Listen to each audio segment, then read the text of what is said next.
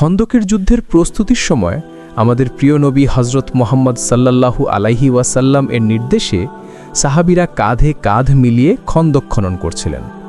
সবাই অক্লান্ত পরিশ্রম করছিলেন। হঠাৎ খননের সময় একটি শক্ত পাথরের মুখোমুখি হলেন তারা। অনেক চেষ্টা করেও সেই পাথর ভাঙতে পারলেন না। অবশেষে সাহাবীরা রাসূলুল্লাহ সাল্লাল্লাহু আলাইহি ওয়াসাল্লামের কাছে গিয়ে বললেন, ইয়া রাসূলুল্লাহ, খন্দক খননের সময় একটি শক্ত পাথর এসেছে, যা কিছুতেই ভাঙছে না। একথা শুনে নবী সাল্লাল্লাহু আলাইহি ওয়াসাল্লাম বললেন, আমি নিজে এসে দেখছি।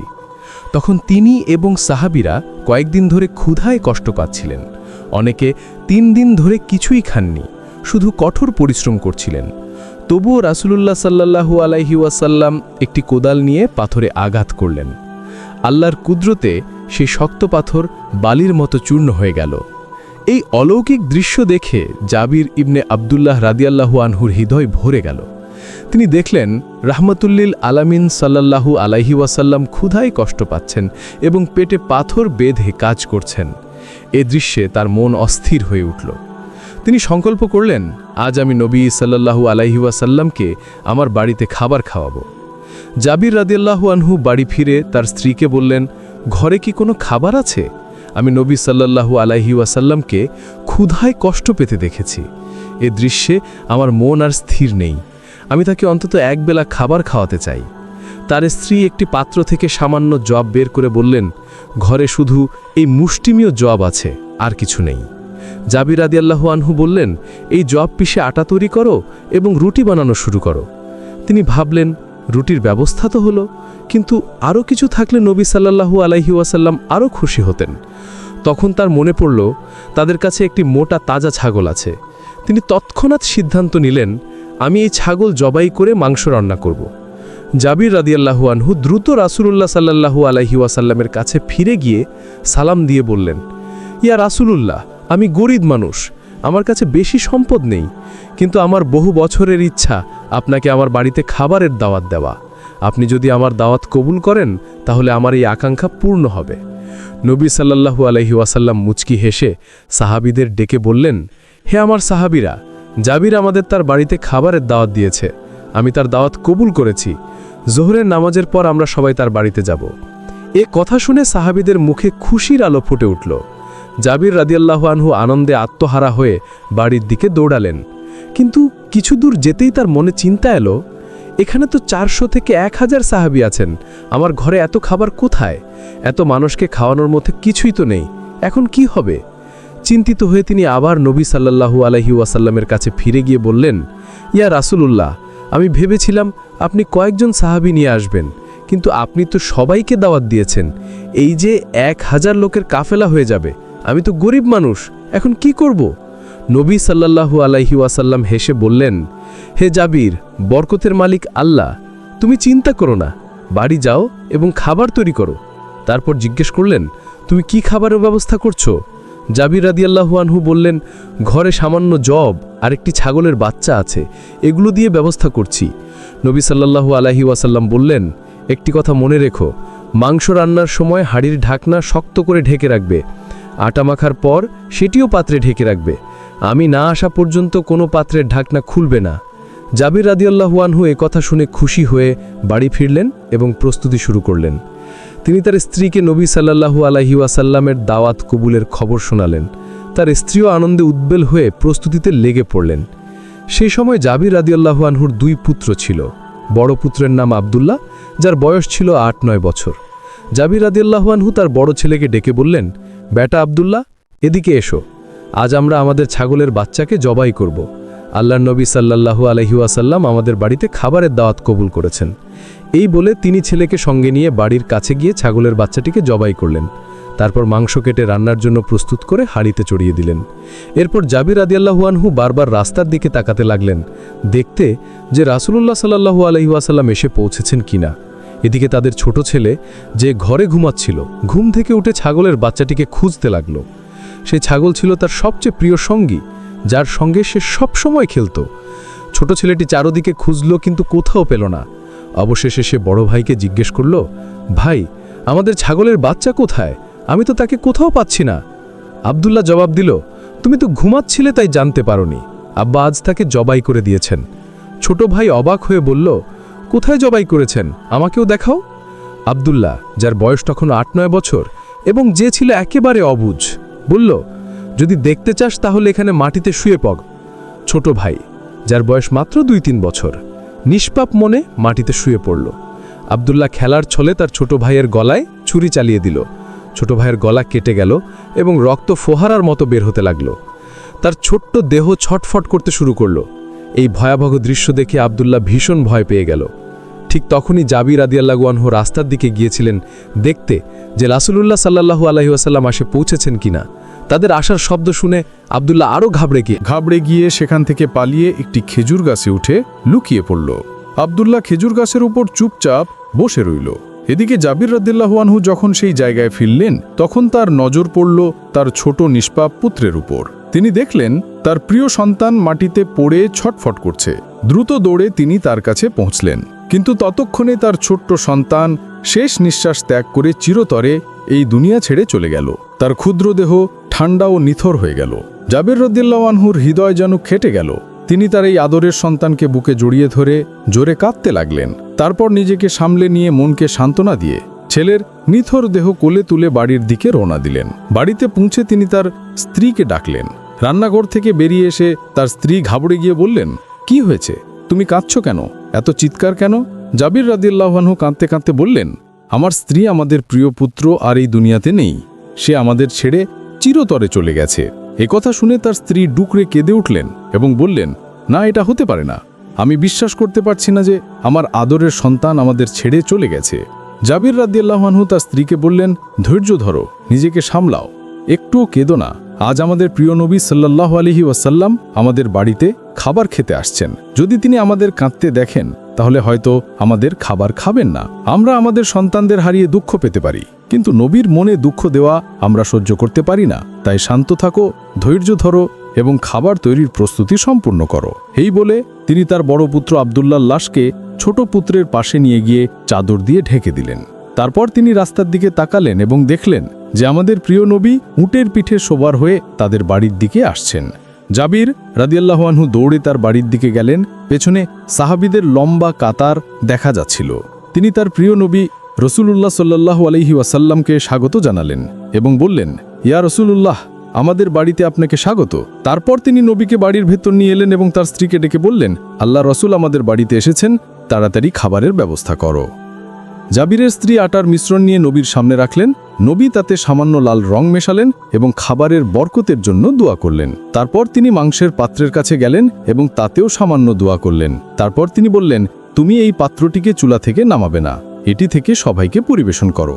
এরপর জাবির রাদিয়াল্লাহু আনহু বাড়িতে বসার ব্যবস্থা করলেন, দস্তরখান বিছালেন, কিছু সাহাবীকে বাড়ির ভেতরে বসালেন এবং বাকি সাহাবীদের উঠানে বসালেন। তারপর তিনি নবীকে বাড়ির ভেতরে বসার জন্য বললেন।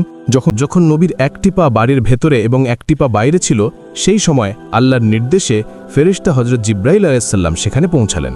তিনি নবীকে সালাম করলেন এবং বললেন, হে আল্লাহর রাসূল, আমি আল্লাহর পক্ষ থেকে খবর এনেছি, আজ যখন আপনি জাবিরের বাড়িতে খাবার খেতে বসবেন তখন আল্লাহ বলেছেন যে আপনি জাবিরের 2 পুত্রকে নিয়ে তাদের সাথে বসে খাবার খাবেন।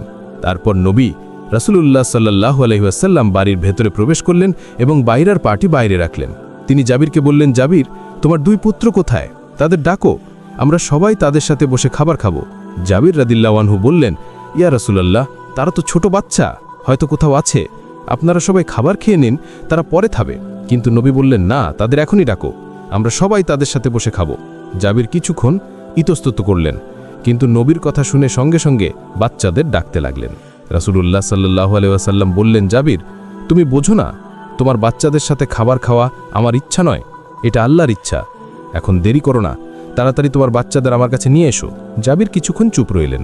তখনই রাসূলুল্লাহ সাল্লাল্লাহু আলাইহি ওয়াসাল্লাম বাড়ির ভেতর থেকে হালকা কান্নার আওয়াজ শুনতে পেলেন। তিনি জিজ্ঞেস করলেন, জাবির, বাড়ির ভেতর কে কাঁদছে?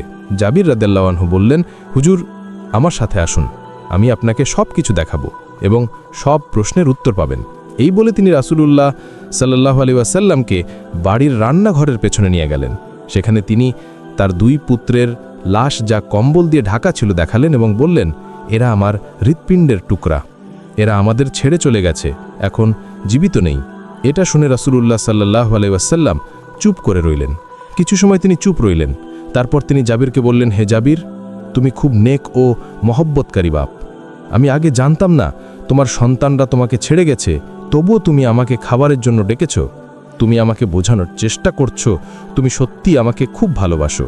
তারপর রাসূলুল্লাহ সাল্লাল্লাহু আলাইহি ওয়াসাল্লাম মাটিতে বসে পড়লেন এবং দুই পুত্রের উপর হাত রেখে বললেন, হে জাবিরের বাচ্চারা, আমি আল্লাহর রাসূল, আমি তোমাদের ডাকছি, ওঠো এবং আমার সাথে খাবার খাও। রাসূলুল্লাহ সাল্লাল্লাহু আলাইহি ওয়াসাল্লামের এই ডাক সঙ্গে আল্লাহর নির্দেশে কবুল হয়ে গেল। দুই পুত্রের রুহু তাদের শরীরে ফিরে এলো এবং তারা জীবিত হয়ে গেল। এখন রাসূলুল্লাহ সাল্লাল্লাহু আলাইহি ওয়াসাল্লাম দুই ভাইকে নিজের কোলে ওঠালেন এবং বাড়ির ভেতরে নিয়ে এলেন। তারপর সবার সাথে বসে খাবার শুরু করলেন। খাওয়ার পর রাসূলুল্লাহ সাল্লাল্লাহু আলাইহি ওয়াসাল্লাম জাবিরকে বললেন, হে জাবির, এখন তুমি রুটি ও মাংসের পাত্রের ঢাকনা খোলো। জাবির রাদিয়াল্লাহু আনহু ঢাকনা খুললেন এবং দেখলেন যে আগের মতোই সব মাংস ও রুটি সম্পূর্ণরূপে উপস্থিত আছে, একটিও টুকরা কম হয়নি। জাবির রাদিয়াল্লাহু আনহু এটা দেখে খুব বিস্মিত হয়ে গেলেন। সুবহানাল্লাহ! এটা দেখে স্পষ্ট হলো যে সাহাবীদের রাসূলুল্লাহ সাল্লাল্লাহু আলাইহি ওয়াসাল্লামের প্রতি কতটা গভীর ভালোবাসা ছিল। এই ঘটনাটা আপনার কাছে কেমন লেগেছে তা অবশ্যই কমেন্ট করে জানাবেন। মক্কার আকাশে তখন ভোরের আলো ফুটেছে। কাবাঘরকে ঘিরে কুরাইশরা প্রতিদিনের মতোই বসেছে নিজেদের প্রভাব আর গৌরব নিয়ে।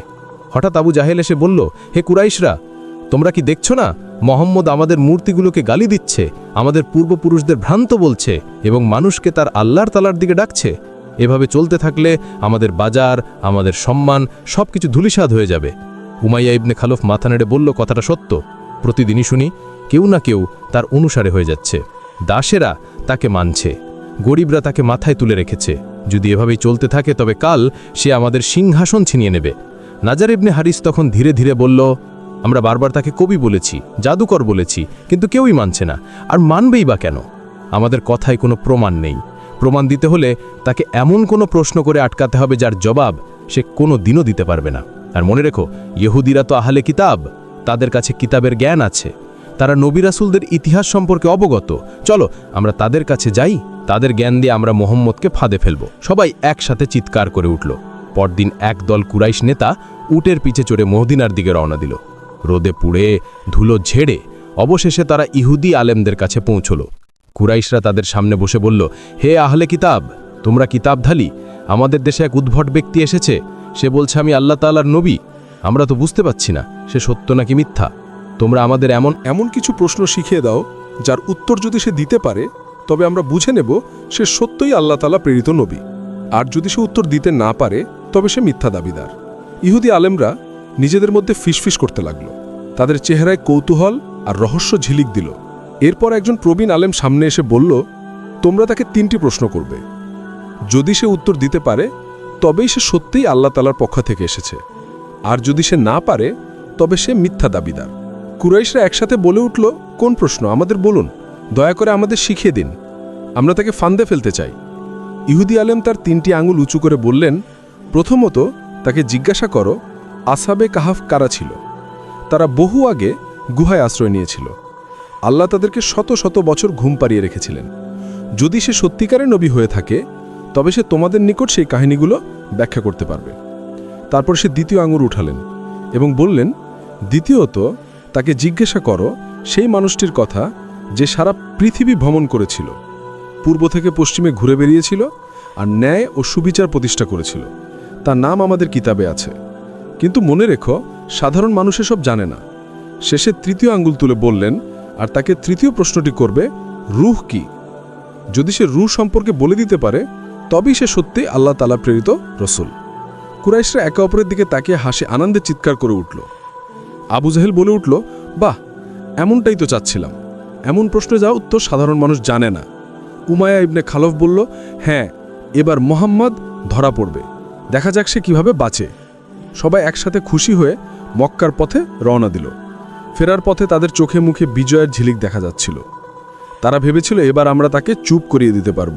মক্কায় ফিরে তারা সোজা নবীজি পাক সাল্লাল্লাহু আলাইহি সাল্লামের কাছে গেল। কাবার সামনে তিনি শান্তভাবে বসেছিলেন। কুরাইশ নেতারা অহংকার ভরে তার চারপাশে এসে দাঁড়াল। আবু জাহেল কর্কশ্বরে বলল, হে মুহাম্মদ, আমরা তোমাকে পরীক্ষা করতে এসেছি। তুমি তো দাবি করো তুমি নাকি আল্লাহ তাআলার প্রেরিত নবী। ঠিক আছে, তবে প্রমাণ দাও। আমরা তোমাকে 3টি প্রশ্ন করব। যদি তুমি তার সঠিক উত্তর দিতে পারো তবে আমরা বুঝব তুমি আল্লাহ তাআলার সত্য নবী। আর যদি না পারো তাহলে সবাইকে জানিয়ে দেব তুমি মিথ্যা দাবিদার। নবীজি পাক সাল্লাল্লাহু আলাইহি সাল্লাম শান্তভাবে তাকালেন, কিন্তু কিছু বললেন না। তারা প্রশ্ন শুরু করল। নাজর ইবনে হারিস সামনে এগিয়ে এসে বলল, আমাদের প্রথম প্রশ্ন হচ্ছে, তুমি বলো আসহাবে কাহাফ কারা ছিল, তাদের ঘটনা আমাদের মাঝে বিস্তারিত বর্ণনা পড়বে। তারপর উমায়া ইবনে খালফ সামনে এগিয়ে এসে বলল, আমাদের দ্বিতীয় প্রশ্ন, সেই মানুষটির কথা বলো যিনি পূর্ব থেকে পশ্চিমে ভ্রমণ করেছিলেন এবং ন্যায়পরায়ণ শাসক ছিলেন। তিনি কে ছিলেন এবং তিনি কি নির্মাণ করেছিলেন? শেষে আবু জাহেল ব্যঙ্গ করে বলল, আর আমাদের তৃতীয় প্রশ্ন হচ্ছে, আমাদের বলো রূহ আসলে কি, সেটা কোথায় থাকে? তারা সবাই হাসি চেপে তাকিয়ে রইল, যেন বলছে, এবার দেখি তুমি কিভাবে বাঁচো। নবীজি পাক সাল্লাল্লাহু আলাইহি সাল্লাম নীরবে তাদের দিকে তাকালেন। তারপর শান্ত কণ্ঠে বললেন, তোমরা আগামীকাল এসো, আমি তোমাদের সকল প্রশ্নের জবাব দিয়ে দেব। কিন্তু তিনি তখন ইনশাল্লাহ বলতে ভুলে গেলেন। এখানেই শুরু হলো সেই দীর্ঘ নীরবতা, যেই নীরবতা মক্কায় আলোড়ন তুলেছিল। কুরাইশদের সে 3টি প্রশ্ন করার পর আত নেমে এলো। নবীজি পাক সাল্লাল্লাহু আলাইহি সাল্লাম আগামীকাল উত্তর দেবেন, কিন্তু এখন পর্যন্ত নবীজি সাল্লাল্লাহু আলাইহি সাল্লাম প্রশ্নগুলোর উত্তর আল্লাহ তাআলার পক্ষ থেকে পাননি। অর্থাৎ এখন পর্যন্ত ওহী নাজুল হয়নি। পরের দিন সকালবেলা কুরাইশরা হাহাকার করতে করতে, ঠাট্টা মশকরা করতে করতে কাবা শরীফের সামনে এলো। তারা বলল, হে মোহাম্মদ, বলো সেই যুবক কারা ছিল যারা গুহায় আশ্রয় নিয়েছিল? বলো সেই মানুষ কে যে পূর্ব থেকে পশ্চিমে ভ্রমণ করেছিল, এবং বলো রূহ আসলে কি? নবীজি পাক সাল্লাল্লাহু আলাইহি সাল্লাম শান্ত কণ্ঠে বললেন, আমি অপেক্ষা করছি, আমার রব আমাকে জানিয়ে দেবেন। কুরাইশরা একে অপরের দিকে তাকিয়ে হাসতে আরম্ভ করল। উমাইয়া ইবনে খালদ ব্যঙ্গ করে বলল, কি ব্যাপার? আর কাল তো বলেছিলে তুমি আর জবাব দিতে পারবে, আজ দিচ্ছ না। আবু জাহেল দাঁত বের করে হাসতে হাসতে বলল, তাহলে কি আমার রব তোমার কথা ভুলে গেছে? তোমার সাথে নাকি ফেরেশতা হাসে? কোথায় গেল তোমার সেই ফেরেশতা? তাকে ডাকো, আমরাও তাকে দেখতে চাই। মক্কার বাজারে এ কথা দ্রুত ছড়িয়ে পড়ল। লোকেরা জড়সড় হয়ে হাসাহাসি করতে লাগল। কেউ কেউ বলছিল, দেখো সে একজন জাদুকর। আবার কেউ কেউ বলছিল, না, সে কি করে জাদুকর হবে? সে তো শুধু গল্পগুজব বানায়। এখন তার মিথ্যা ধরা পড়েছে। দিন যেতে লাগলো। 1 দিন 2 দিন নয়, পুরো 15 দিন কোনো প্রকার ওহী নামল না। নবীজি সাল্লাল্লাহু আলাইহি ওয়াসাল্লামের চোখ লাল হয়ে যেত। তিনি কাবা শরীফের সামনে বসে আরশের দিকে তাকাতেন। তিনি মনে মনে আল্লাহ তাআলার দরবারে কাঁদতেন, হে আল্লাহ, তুমি কি আমাকে ছেড়ে দিলে? আমার উম্মতরা আমাকে নিয়ে হাসাহাসি করছে। সেই সময় খাদিজা রাদিয়াল্লাহু তাআলা আনহা তার পাশে এসে দাঁড়ালেন এবং বললেন, হে আল্লাহ তাআলার রাসূল, চিন্তা করবেন না, আল্লাহ তাআলা কখনোই আপনাকে ছেড়ে দেবেন না। তিনি সব সময় আপনার সাথেই আছেন। কিন্তু বাইরে পরিস্থিতি আরও ভয়াবহ হয়ে উঠছিল। কুরাইশরা প্রতিদিন এসে নতুন নতুন কটূক্তি ছুড়ে দিত। নাজার ইবনে হারিস একদিন বলল, হে মোহাম্মদ, তুমি বলেছিলে আসমান থেকে নাকি খবর আসবে। আসমান কি শুকিয়ে গেল? কোনো কিছু আসছে না কেন? আবুল আহাব গলা উঁচু করে বলল, আমরা তো আগেই বলেছিলাম সে একজন কবি। দেখো না, কবিরা যখন খুশি কবিতা বানাতে পারে, আবার তারা থেমেও যায়। ঠিক তেমনি সে এখন থেমে গেছে। এমনকি সাধারণ মানুষও কটাক্ষ করতে লাগলো। তোমার আল্লাহ কি তোমাকে ফেলে রেখেছেন? তোমার রব কি তোমাকে বিদায় দিয়েছেন? এই কথাগুলো মহানবী সাল্লাল্লাহু আলাইহি ওয়াসাল্লামের অন্তরকে ক্ষতবিক্ষত করেছিল। তিনি গভীর রাতে দীর্ঘ সিজদায় কান্নাকাটি করতেন। এক রাতে তিনি একেবারেই চুপচাপ চোখে অশ্রু নিয়ে আরশের দিকে তাকালেন। হঠাৎ জিবরাইল আলাইহিস সালাম নেমে এলেন। তার চেহারা উজ্জ্বল, ডানার রঙিন ঝলক আকাশ ভরিয়ে দিল। জিবরাইল আলাইহিস সালাম বলেন, হে মোহাম্মদ সাল্লাল্লাহু আলাইহি ওয়াসাল্লাম, আপনার রব আপনাকে কখনোই ছেড়ে দেননি, কখনোই বিদায় নেননি। এরপর সূরা আদ-দুহা নাজিল হলো, তোমার রব তোমাকে বিদায় দেননি, তিনি তোমার প্রতি অসন্তুষ্ট নন। এই আয়াত শুনে নবীজি সাল্লাল্লাহু আলাইহি ওয়াসাল্লামের চোখ ভরে গেল অশ্রুতে। তার অন্তর হালকা হয়ে গেল। তিনি জানলেন তার প্রভু তার সাথেই আছেন। এদিকে কুরাইশরা তখন অপেক্ষা করছে 3টি প্রশ্নের জবাবের জন্য। বাজারে, কাবার পাশে, মজলিসে সবাই গুঞ্জন করছে, মোহাম্মদ কি এবার উত্তর দিতে পারবে? আবু জেহেল উচ্চস্বরে বলল, যদি সে সত্যিই আল্লাহ তাআলার নবী হয়ে থাকে, তবে গুহার যুবকদের কাহিনী আর সেই রাজা ধীরাজের গল্প আর সেই রূহ আসলে কি, এ সম্পর্কে বিস্তারিত বলতে পারবে। মানুষের ভিড় জমে উঠল। চারপাশে সবার চোখ মহানবী সাল্লাল্লাহু আলাইহি ওয়াসাল্লামের দিকে স্থির হয়ে আছে। তিনি দাঁড়ালেন, চেহারায় প্রশান্তি, হৃদয়ে নবোদ্যম। তার ঠোঁট কাঁপছে, কারণ তিনি এবার আসমান থেকে উত্তর পেয়েছেন। তিনি বললেন, তাহলে শুনুন আসহাবে কাহাফের ঘটনা। এটি ছিল একটি শহর যেখানে বাতাসও যেন ভয়ে কাঁপছিল। রাজপথে ছিল অসংখ্য মূর্তি, বিশাল মঞ্চ, আর মানুষের মাথার উপর জ্বলছিল শাসকের নিষ্ঠুর হুকুম। সবাইকে বাধ্য করা হচ্ছিল মূর্তির সামনে সেজদা করতে। সৈন্যরা চারদিকে দাঁড়িয়ে থাকত, হাতে তলোয়ার ঝলসে উঠত, যেন কারো চোখের চাহনিতেই তারা অপরাধ খুঁজে বের করত। মানুষ ভয়ে মাথা নোয়াত, কিন্তু সেই শহরেই ছিল একদল তরুণ, যাদের অন্তরে ছিল আল্লাহ তাআলার প্রতি দৃঢ় ঈমান। তাদের হৃদয় বলতো, আমাদের রব তো একমাত্র আল্লাহ তাআলাই, তিনি আসমান জমিনের স্রষ্টা। আমরা কিভাবে তার পরিবর্তে পাথর বা মূর্তির পূজা করতে পারি? একদিন তারা রাজপথে দাঁড়িয়েছিল, ভিড়ের মাঝে তারা পরস্পরের দিকে তাকালো। চারদিকে মানুষ মূর্তির সামনে সেজদা করছে, ঢোল বাজাচ্ছে এবং শাসকের সৈন্যরা চিৎকার করছে, কিন্তু তাদের অন্তর বিদ্রোহ করে উঠল। একজন যুবক বলে উঠল, আমরা কি এই শিরকে অংশগ্রহণ করব? আমাদের রব তো একমাত্র আল্লাহ তাআলা। দ্বিতীয় যুবক বলল, না, আমরা স্পষ্ট করে দেব, আমাদের রব আল্লাহ তাআলা, তিনি ছাড়া আমরা কারো উপাসনা করব না। তাদের কথাগুলো যেন রাজপথের শব্দ ভেদ করে উঠে গেল। মানুষ বিস্মিত হয়ে তাদের দিকে তাকালো, কেউ ভয়ে সরে গেল, আবার কেউ তাদের দিকে রাগান্বিত দৃষ্টি ছুড়ল। রাতে তালা শহরের কোলাহল থেকে দূরে নির্জন এক স্থানে মিলিত হলো। আকাশের তারাগুলো ঝলমল করছিল, বাতাসে ছিল অদ্ভুত নিস্তব্ধতা। তারা জানত রাজা তাদের খুঁজে বেড়াচ্ছে, যদি ধরা করে তবে তাদের মৃত্যু নিশ্চিত। একজন যুবক হতাশা নিয়ে বলল, আমরা আর কতদিন এভাবে পালিয়ে পালিয়ে থাকব? প্রতিদিনই ভয়, প্রতিদিনই আতঙ্ক। অন্য একটি যুবক দৃঢ়ভাবে বলল, মানুষের কাছে ভরসা করার কোনো পথ নেই, আমরা আল্লাহ তাআলার কাছে ভরসা করব। তারা তখন একসাথে হাত তুলে দোয়া করল, তাদের চোখে অশ্রু গড়িয়ে পড়ছিল। সবাই মিলে দোয়া করল, হে আমাদের রব, আমাদের তোমার পক্ষ হতে রহমত দাও, আমাদের বিষয়ে সঠিক পথ তৈরি করে দাও। রাতের আকাশ যেন তাদের কান্না শুনছিল। তারাগুলো আরও উজ্জ্বল হয়ে উঠল, আর বাতাসে ভেসে উঠল এক অদৃশ্য প্রশান্তি।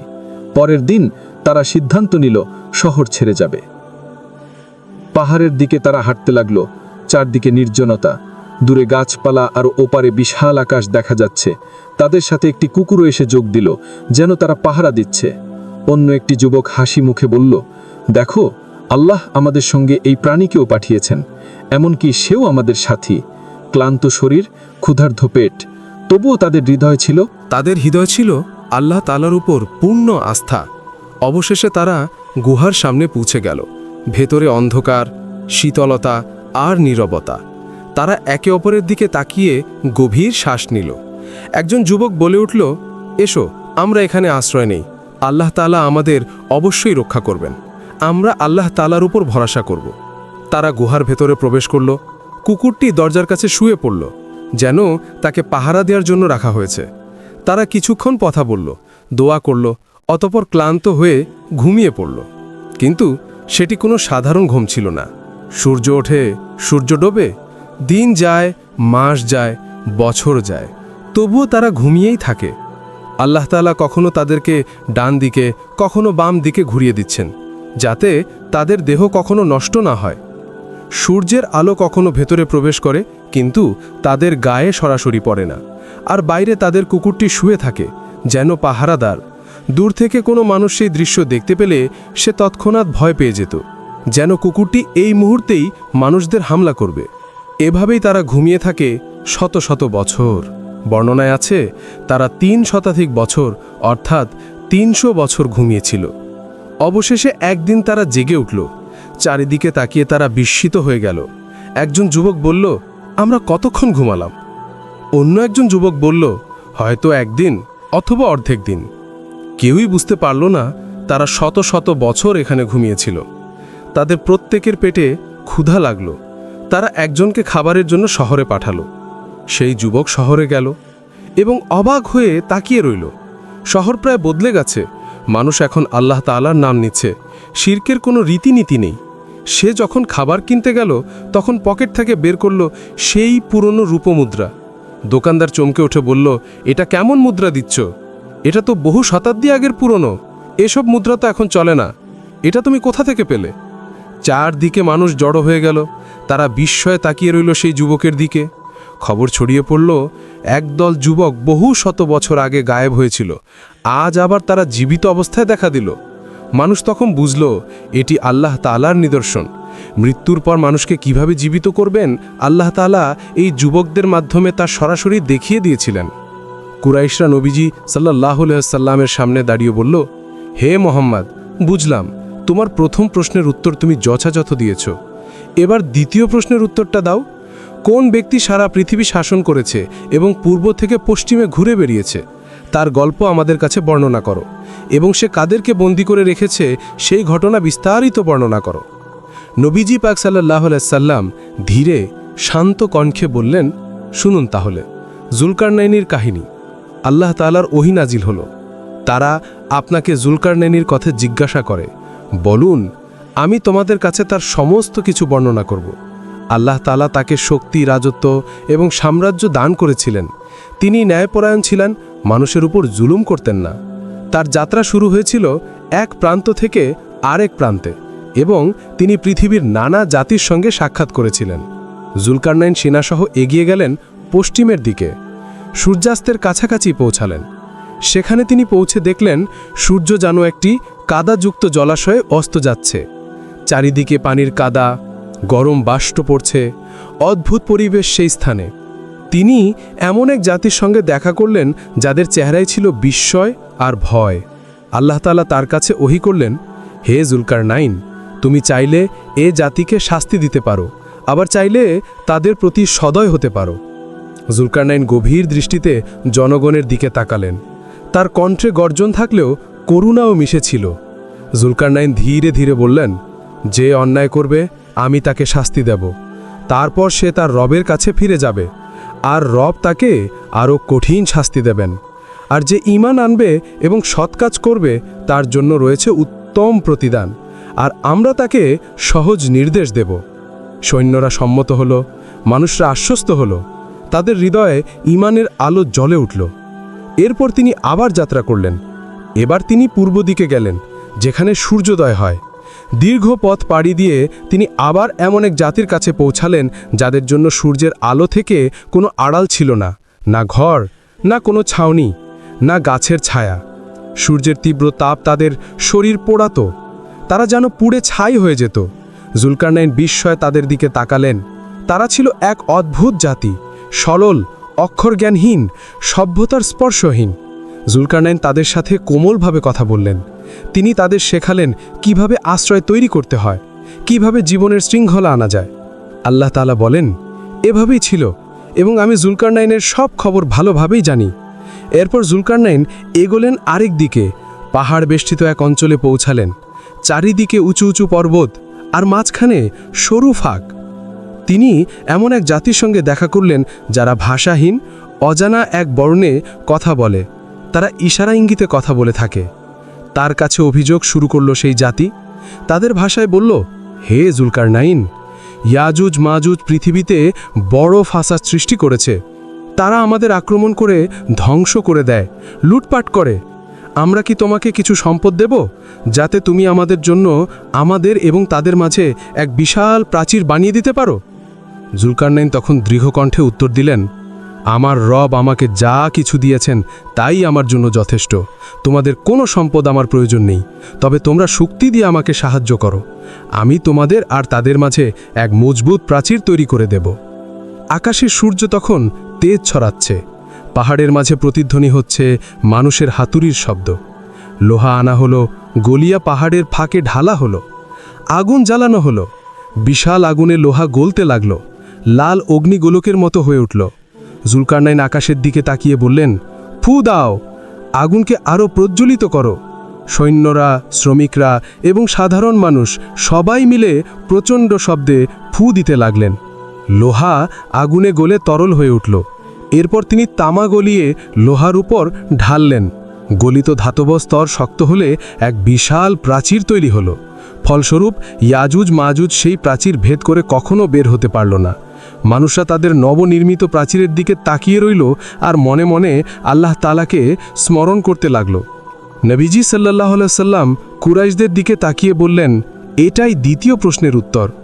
দেখো, আল্লাহ যাকে শক্তি দেন তিনি ন্যায় প্রতিষ্ঠা ও প্রজাদের রক্ষা করতে সক্ষম, কিন্তু সবই তার অনুগ্রহ। তাই ইয়াজুজ মাজুজ এখনও বিশ্বের এক প্রান্তে রয়েছে। আল্লাহ তাআলা যেদিন চান তারা বের হবে, তখনও প্রকৃত বিশ্বাসীরা আল্লাহ তাআলার আশ্রয় পাবে। কুরাইশরা চুপচাপ হয়ে গেল। কেউ কেউ বলল, কি চমৎকার! সত্যি তিনি আল্লাহ তাআলার নবী হতে পারেন। আল্লাহ তাআলার ইচ্ছা ছাড়া এই প্রশ্নের উত্তর দেয়া প্রায় অসম্ভব ছিল। নবীজি সাল্লাল্লাহু আলাইহি সাল্লাম তাদেরকে আশ্বস্ত করে বললেন, এবার তোমাদের তৃতীয় প্রশ্নটি করো, আমি এটির যথাযথ উত্তর দেওয়ার চেষ্টা করব। একজন এগিয়ে এসে বলল, আমাদের তৃতীয় প্রশ্নটি হচ্ছে, হে মোহাম্মদ সাল্লাল্লাহু আলাইহি সাল্লাম, আপনি বলুন রূহ আসলে কি? ঠিক তখনই আল্লাহ তাআলার পক্ষ থেকে ওহী নাজিল হলো। আল্লাহ তাআলা বলেন, তারা তোমাকে রূহ সম্পর্কে জিজ্ঞাসা করে, বলো, রূহ আমার রবের আদেশের বিষয়, তোমাদের জ্ঞানের মধ্যে যা অতি অল্পই দেয়া হয়েছে। নবীজি থামলেন, তারপর তিনি ধীরে ধীরে বললেন, রূহ আল্লাহ তাআলার সৃষ্টি। এর প্রকৃতি ও আসল কেমন তা মানুষ জানে না, আল্লাহ তাআলাই জানে সেটা কেমন। তোমরা যত জ্ঞানী অর্জন করো না কেন, আল্লাহ তাআলার জ্ঞানের তুলনায় তা সামান্য। কুরাইশদের ভিড়ের মধ্যে এক ধরনের অস্বস্তি নেমে এলো। কেউ ফিসফিস করে বলল, এটা তো আমাদের প্রত্যাশার মতো উত্তর নয়। আরেকজন বিদ্রুপ করে বলল, দেখছো না, সে তো স্পষ্ট করে কিছুই বলছে না, আমাদের ফাঁকি দিচ্ছে। নবীজি পাক সাল্লাল্লাহু আলাইহি সাল্লাম তিনি নিজেই চুপ হয়ে গেলেন। তার সামনের প্রত্যেকটি কুরাইশের মুখ থেকে শোনা ছড়িয়ে গেল এক ধরনের তিরস্কার আর অসন্তুষ্টি।